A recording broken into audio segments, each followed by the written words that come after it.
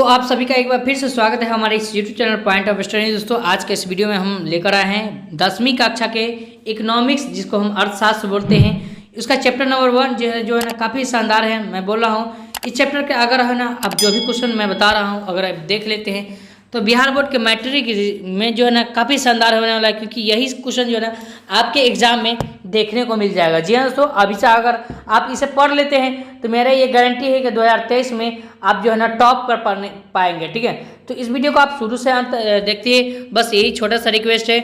और चैनल पर पहली बार विजिट कर रहे हैं तो प्लीज़ चैनल को सब्सक्राइब कीजिएगा और वीडियो को लाइक करते चलिएगा, क्योंकि मैं आपके लिए जो है ना नेक्स्ट वीडियो जो भी लाऊंगा वो आपके पास नोटिफिकेशन पहुंच पाए। ठीक है, तो पहले चैप्टर का नाम है अर्थव्यवस्था, अर्थव्यवस्था और उनके विकास का इतिहास। ठीक है, तो अर्थव्यवस्था के विकास जो है ना क्या है उनके बारे में हम समझते हैं, उसके बाद हम इसको पढ़ते हैं। ठीक है, तो देखिए अर्थव्यवस्था की बात किया है तो हमारी आर्थिक क्रियाएं के जो भी आदान प्रदान जो होता है वो हमारे अर्थशास्त्र में जो नहीं आता है। ठीक है, हमारा वातावरण कैसा चल रहा है, हम कैसे रहन सहन कर रहे हैं, ये सारा की क्या। ठीक है, तो यहाँ पर देखिए ये मेरा ओरिजिनल साइट है और टेलीग्राम में जुड़ जाइए, क्योंकि मैं पीडीएफ है ना हिस्ट्री का अगर वीडियो बनाया हूँ, अगर हिस्ट्री का वीडियो आप नहीं देखे हैं तो डिस्क्रिप्शन बॉक्स में उसका लिंक दिया हुआ है, हिस्ट्री का वीडियो देख लीजिए, क्योंकि ना मैं जो भी ऑब्जेक्टिव डालता हूँ वो 100% जो है ना बोर्ड एग्जाम में टकराएगा। ठीक है, तो चलिए ये हमारा ओरिजिनल साइट है और यहाँ पर टेलीग्राम भी है, टेलीग्राम में जुड़ जाइए और चैनल को सब्सक्राइब कर लीजिएगा।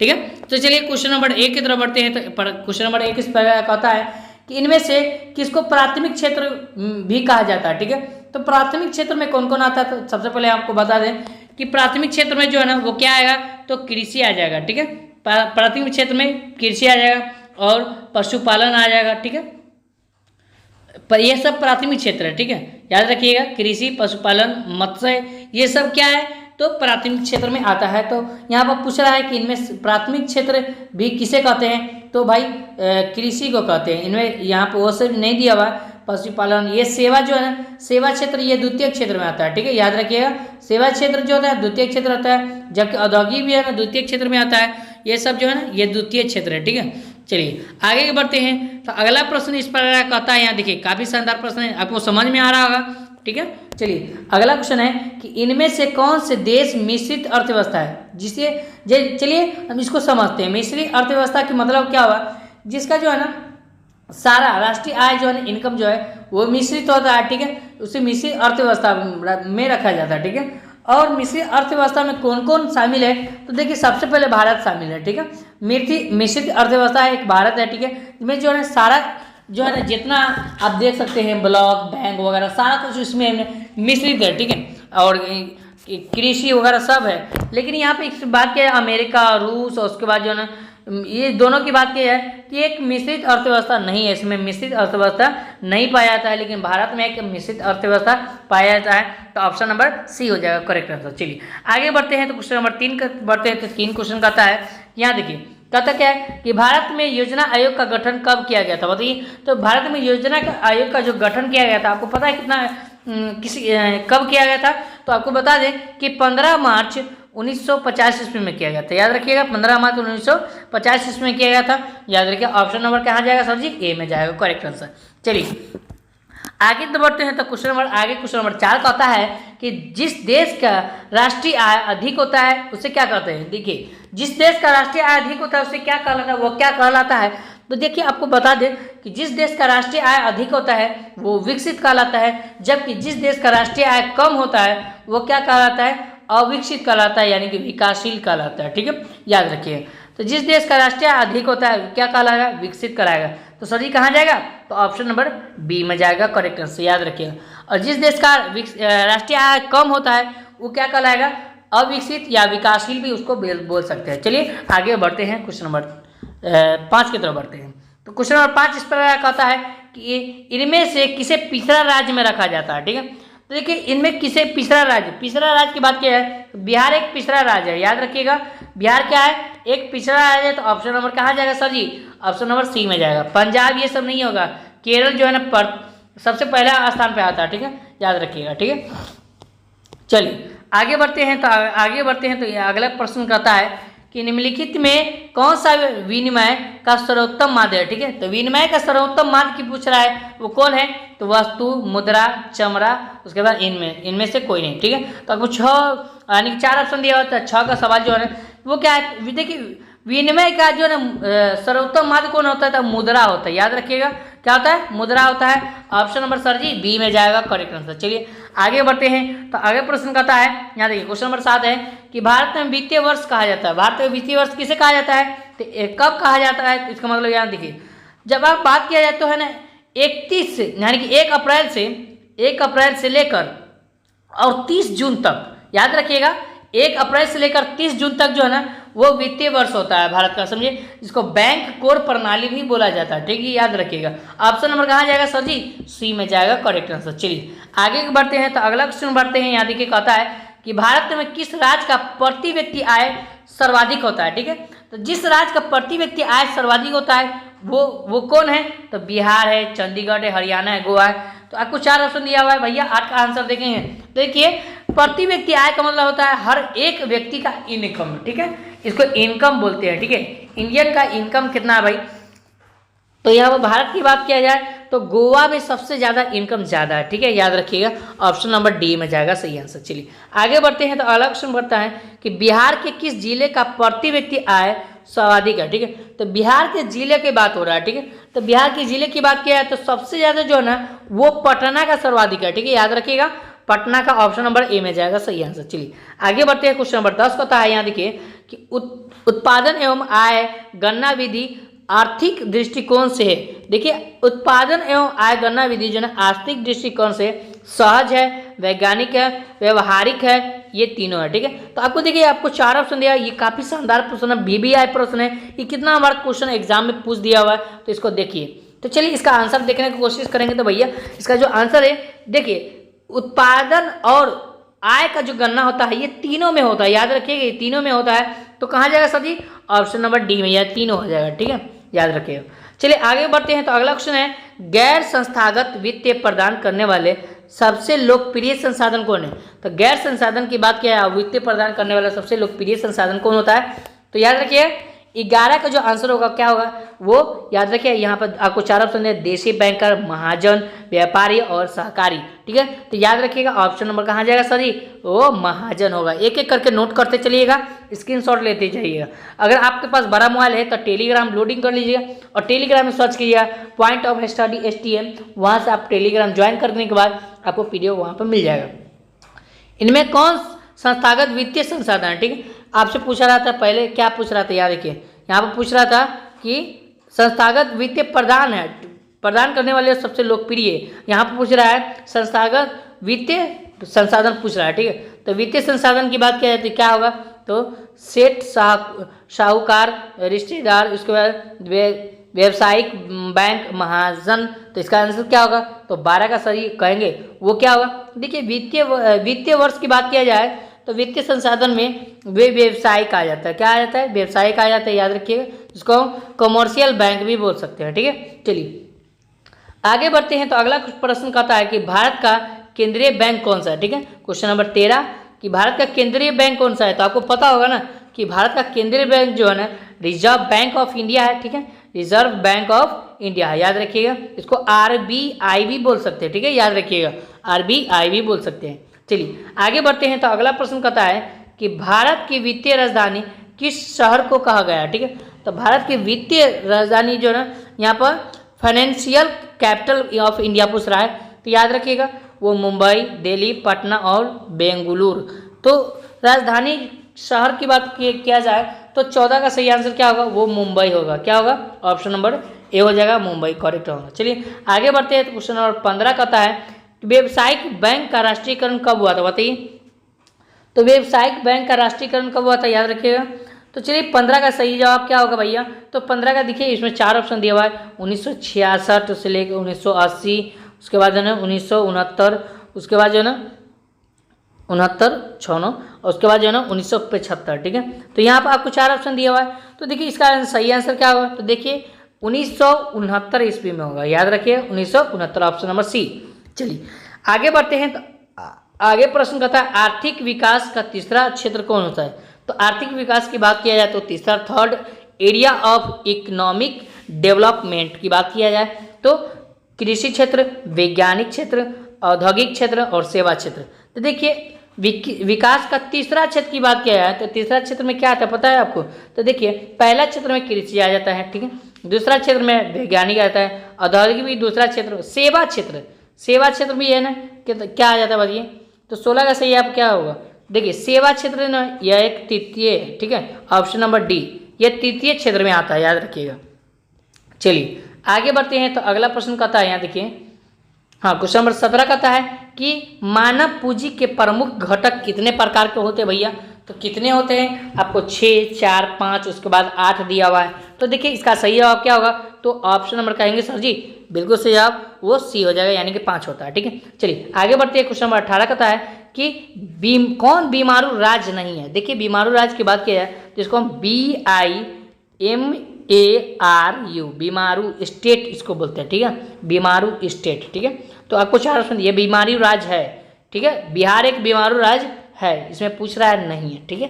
तो मध्य प्रदेश क्या है? तो मध्य प्रदेश भी एक क्या है? बीमारू राज्य है, ठीक है, याद रखिएगा। उड़ीसा भी बीमारू राज्य है। उत्तर प्रदेश जो है ना वो बीमारू राज्य नहीं है, याद रखिएगा। ऑप्शन नंबर सी में जाएगा करेक्ट आंसर। चलिए आगे प्रश्न कहता है, क्वेश्चन नंबर 19 कहता है कि कौन सी सेवा गैर सरकारी है? भाई गैर सरकारी, गैर नॉन गवर्नमेंटल, ठीक है, याद रखिएगा। तो इसका आंसर क्या होगा? सैन्य सेवा, वित्तीय सेवा, मॉल सेवा और रेलवे सेवा। तो देखिए गैर सरकारी की बात किया जाए तो वो कौन होगा? तो इसका सही जवाब क्या होगा? तो आपको याद रखिएगा मॉल सेवा जो है ना गैर सरकारी, जिसको प्राइवेट लिमिटेड बोलते हैं, ठीक है, प्राइवेट लिमिटेड है गैर सरकारी। ऑप्शन नंबर सी हो जाएगा करेक्ट आंसर, ठीक है। चलिए आगे बढ़ते हैं, यहाँ देखिए ये सब सरकारी है, ठीक है, याद रखिएगा।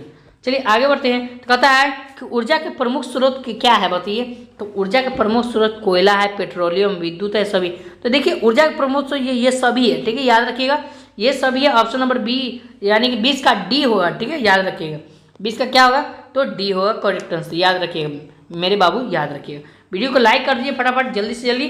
चलिए सभी को शेयर कर दीजिए। चलिए भारत में किस राज्य का प्रति व्यक्ति आय सबसे अधिक है? ठीक है, सबसे कम की बात हो रहा है भाई, कम की। तो भारत में सबसे प्रति व्यक्ति आय का कौन सा जो है भारत में किस राज्य पूछ रहे थे? राज्य में बात किया जाए तो बिहार है, पंजाब है, हरियाणा है, गोवा है। तो गोवा का तो सबसे अधिक था, याद होगा ना, आपको पता होगा कि है ना, मैं पहले ही बताया। तो सबसे कम जो है ना बिहार का है, ठीक है। अब बिहार को पिछला राज्य भी कहा जाता है, ठीक है। सबसे पिछला राज्य कौन सा है? तो बिहार है, याद रखिएगा। चलिए आगे बढ़ते हैं, क्वेश्चन नंबर 22 कहता है कि भारत में योजना आयोग की स्थापना कब हुई थी बताइए? तो भारत में योजना आयोग की जो स्थापना हुआ वो कब हुआ था? तो यहाँ पर 1950, 1951, 2016 और 2015। आपको 4 ऑप्शन दिया, तो 22 का सही जवाब क्या हुआ था? 1950 में हुआ था, याद रखिएगा।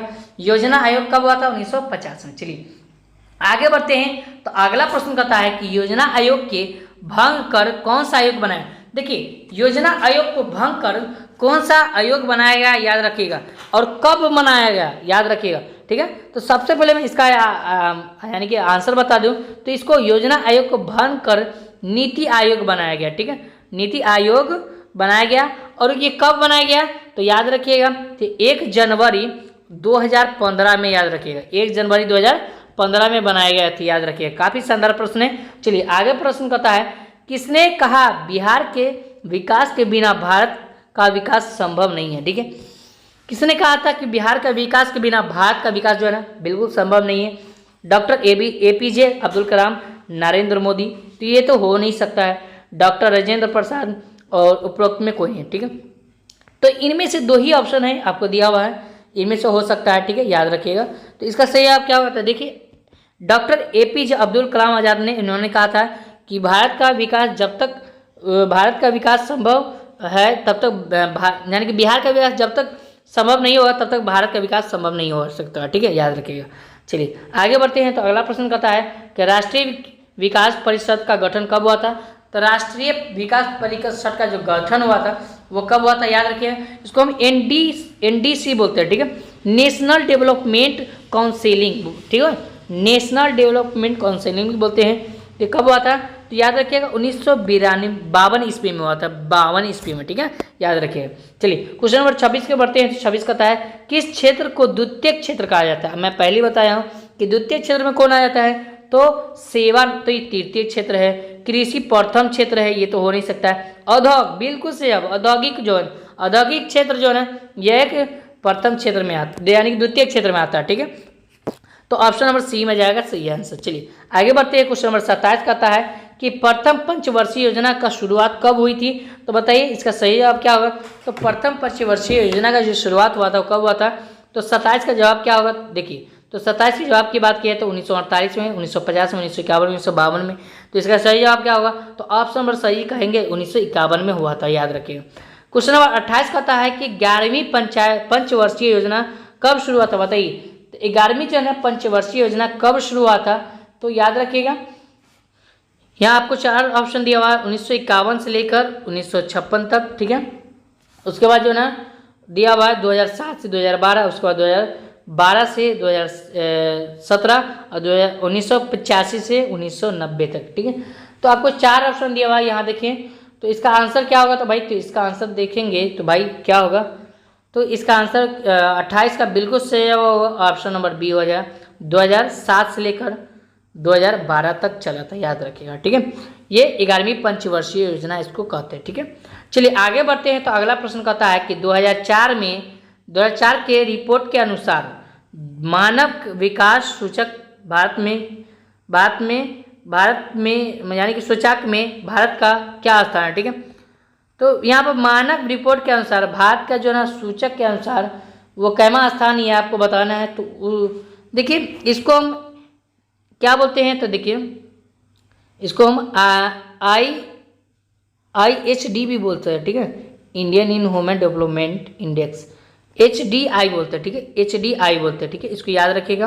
ह्यूमन रिपोर्ट को ही यानी कि 2004 के अनुसार मानव विकास सूचकांक में भारत का क्या स्थान है। तो इसको हम क्या बोलते हैं, HDI बोलते हैं, ठीक है। तो इसमें कैमा स्थान तो 126, 125, 127, 128। तो इसका सही जवाब क्या होगा, तो 29 का सही जवाब वो 126 हो जाएगा, याद रखिएगा। क्या होगा, 126 हो जाएगा, ठीक है, याद रखिए। चलिए आगे बढ़ते हैं। तो अगला प्रश्न कहता है, यहाँ देखिए वही सेम टू ही सवाल है, थोड़ा सा इसमें बदलाव है। 2004 के रिपोर्ट के अनुसार मानव विकास सूचकांक में सबसे पहले स्थान कौन सा देश रहा, ठीक है। तो सबसे पहला स्थान कौन सा देश रहा, तो देखिए सबसे पहला की बात किया जाए तो नॉर्वे रहा है, याद रखिए। सबसे पहला स्थान नॉर्वे, भारत का 126वां स्थान है।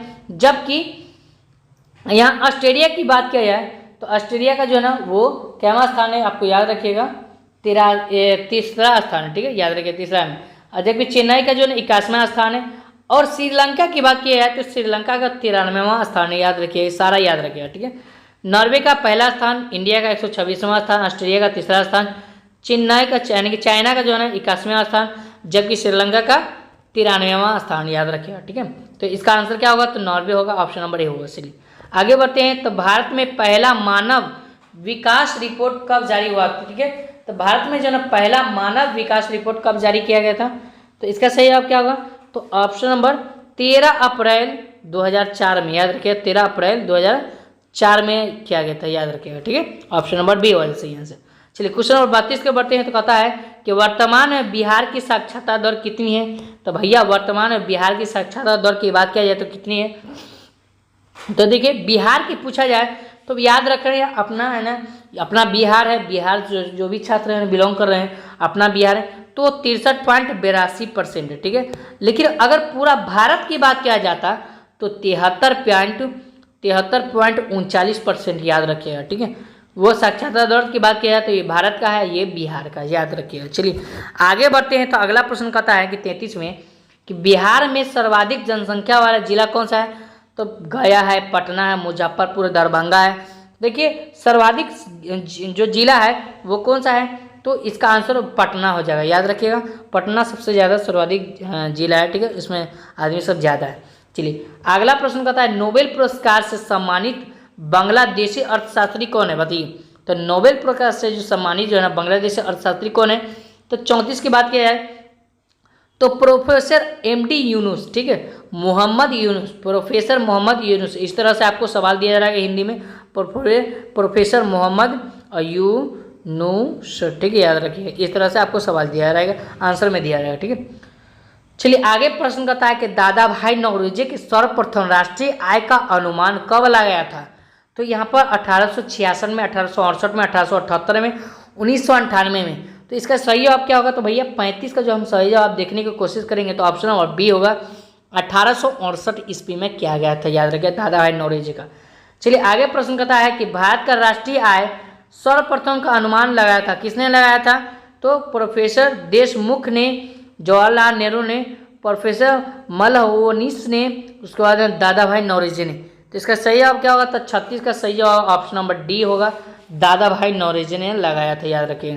तो क्वेश्चन नंबर 37 कहता है कि party of in British rule and India किनकी रचना है। तो यहाँ देखिए, party of in British rule जो है इंडिया किसकी रचना है, तो प्रोफेसर केन्स, प्रोफेसर पीसी मोहलविस, उसके बाद प्रोफेसर जॉन्स, उसके बाद दादा भाई नौरोजी। तो इसका 4 ऑप्शन दिया हुआ था, दी इसका जो सही जवाब दादा भाई नौरोजी होगा, याद रखिएगा। 37 का सही जवाब ऑप्शन नंबर डी हो जाए। चलिए आगे बढ़ते हैं, क्वेश्चन नंबर 38 के बढ़ते हैं। तो 38 कहता है कि सन 2008 से लेकर 2009 के बीच के अनुसार भारत के औसत प्रति व्यक्ति आय कितनी किसके बराबर बताए गए हैं। तो यहाँ आपका 4 ऑप्शन दिया हुआ है, यहाँ देखिए। तो इसका सही जवाब क्या होगा, तो 38 की बात किया तो इसका जवाब वो 25,494 होगा, जो याद रखिए 25,494 ऑप्शन नंबर बी में जाएगा सही आंसर। चलिए विश्व के विकसित देश में कौन है, विश्व के विकसित देश कौन है, तो अमेरिका है, ब्रिटेन है, जापान है, इनमें से सभी। तो देखिए ये सभी विकसित देश है, जबकि भारत एक विकासशील, ठीक है, विकासशील है, यानी कि मिश्रित है, ठीक है, उसको हम विकासशील बोल सकते हैं, ठीक है, याद रखिएगा, मिश्रित, ऑप्शन नंबर डी में जाएगा सही आंसर। चलिए आगे बढ़ते हैं। तो अगला प्रश्न कहता है कि आर्थिक विकास के कितने क्षेत्र है। तो आर्थिक विकास की बात किया तो 1, 2, 3, 4। तो इसका सही जवाब क्या होगा, तो 40 का सही जवाब ऑप्शन नंबर 3 होगा, 3 क्षेत्र है। आर्थिक विकास के क्या है, 3 क्षेत्र है, प्राथमिक, द्वितीयक और तृतीयक, ठीक है। यहाँ देखिए आगे प्रश्न कहता है कि नरेगा NAREGA नरेगा के अंतर्गत मजदूरों को कम से कम कितने दिनों का रोजगार देने की व्यवस्था रखा गया, ठीक है। नरेगा का फुल फॉर्म क्या होता है, तो एन से नेशनल होता है, समझिए, और ए से क्या, पूरा आप नरेगा फुल फॉर्म जो ना आप कमेंट बॉक्स में जरूर लगाइएगा, ठीक है। नरेगा का फुल फॉर्म आप कमेंट बॉक्स में जरूर लगाइएगा, याद रखिएगा।